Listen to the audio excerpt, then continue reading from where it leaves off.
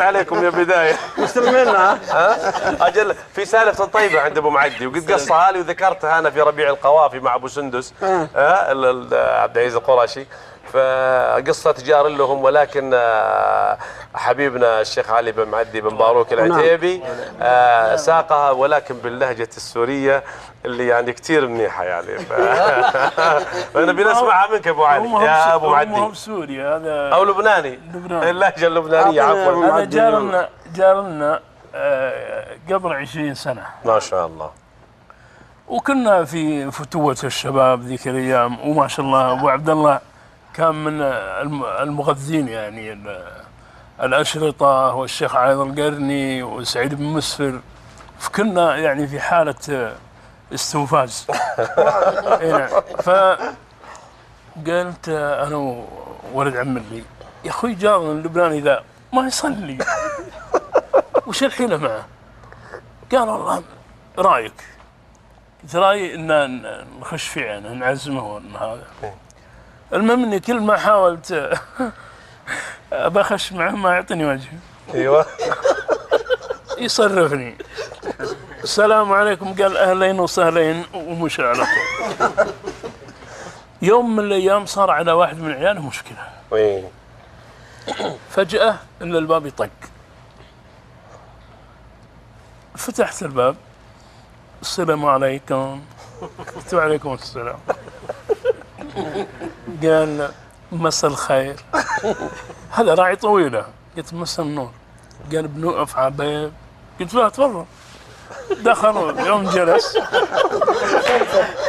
يوم جلس قال والله يا جماعة ما بعرفش من فين أبدأ. الحقيقة ابني وليد انسجن. كفيله عمل له شيك أما وقعوا على 80,000. والله منه صحيح هيدا الكلام. طيب أول شيء أنت ليش ما تصلي؟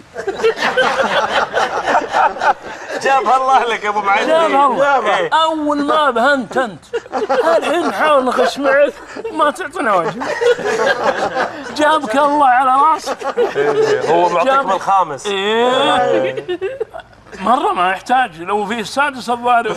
لاعب المهم يجي قلت أول ما به ليش ما تصلي؟ قال ما أقدر من ظهري عند الدزت ما أقدر منا حلوة العالم عم تصلي وأنا قاعد منا حلوة. شوي قلت طيب أنت معذور وعيالك ليش ما يصلون؟ قال ما بديين اختلطوا بولاد الحارة منهم مناح يجربين. المهم قال وش عندك؟ قلنا قال والله من يعني وليد. ابني وليد يا حرام وقعوا كفيله على 80,000. والله منه مزبوط هيدا الكلام منه صحيح كذب بكذب. المهم ان الله قدر ومشينا معه في الموضوع واجراه الله انت. جزاكم الله خير. فسبحان الله بعد كذا قابلني فالرجل يعني أراد أن يعبر بالشكر وبالهذا ما استطعنا. والله وقفني الربع على طريق عام ما أدري كيف انتبه سبحان الله. لحقني وقفني قلت وش ذا اللي أبو معدي وين حشرني ووقفني. أيوة الآن ما أدري من الشخص هذا. فجأة يوم فتح الباب وجاني يركض. أهلا أبو صلاح. أهلين أبو صلاح وين العالم وين الناس لك وينكم؟ أنا خشيت مع الجو. أيوة عطيتها اللهجة اللبنانية على طول. ما شاء الله عليك. قال يا أهلين وسهلين حبيب قلبي المطاوع وينكم؟ وين العالم وين الناس؟ قلت والله الدنيا أخذتنا في عجقتها. شوي واطلع انا هذا يوم جيت بمشي هذا ومسكني واخطفني قال والله ما تروح الا تسلم على امك ام صلاح. انا الان مطوع ولا اقبل بالكلام هذا ولا يصلح الكلام هذا، الا يجرني هو متعافي ما شاء الله عليه ويجرني الا تسلم على امك. قلت سلم لي عليها. قال والله مثل امك ما بيصير هيك حكي. انا المهم جرني لين وقفني على الباب. قلت كيفك ماما؟ سألت ماما. قالت ابني الله يرضى علي، الله يرضى عليك، الله يفتحها في وشك. طبعا يعني حقيقة يعني شوف يعني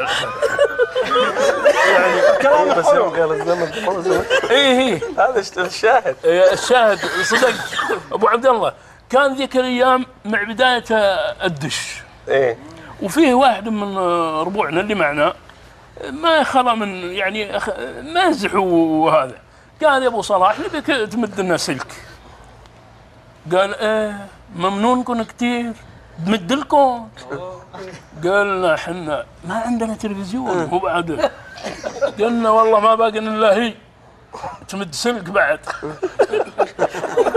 قال والله شوف يا جماعه والله انتم يا المتطوعين كثير مهضومين، لكن الزمن هيدا منه زمنكم. العالم حجر لكم بزاوية صغيرة ما فيكم تطلعوا منها. ضيقك ولا. قال اقول يقول واحد من الرجال قال اقول والله انا الزمن ان شاء الله زمننا وانت